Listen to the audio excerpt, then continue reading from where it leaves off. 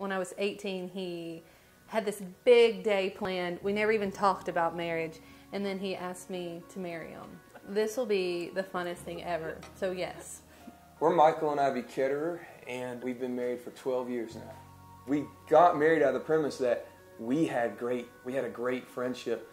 We could hang out and enjoy each other's company. And so that was the reason why we wanted to get married. And 12 years later, we're still having so much fun. And it hasn't all been fun.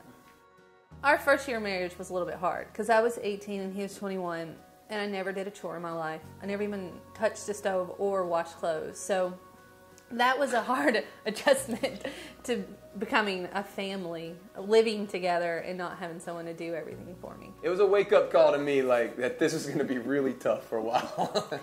7 years later, we had a major incident that really shook us up. To us, love is fun. Love is exciting. It's wild. It's an adventure. Mm-hmm. And I feel like the secret to that is unity. But in this year, we were not unified at all. We were strangers in our house together. I'm not an angry person. I don't yell and scream and all that, but I'll cut them off emotionally. This was the breaking point. I wake up, I'm straightening my hair and getting ready to take our daughter to preschool. So Michael wakes up and he's like, "What are you doing?" And I was like, "Straightening my hair," just totally unemotion. "How are you doing?" She goes, "Fine." One word answer. And I just exploded. Michael started in the bedroom, broke everything in the bedroom, went down the hall, breaking everything on the hall, all the glass, mirrors, everything we owned, he broke.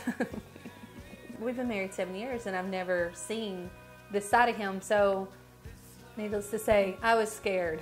It was like I was lost in like this rage. People say you see red. It was like that's what I saw. That was a waking up point.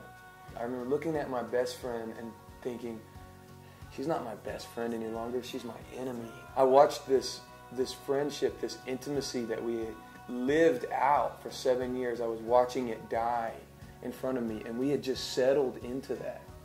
We had settled into this like way of life that was nothing that we had imagined or dreamed of.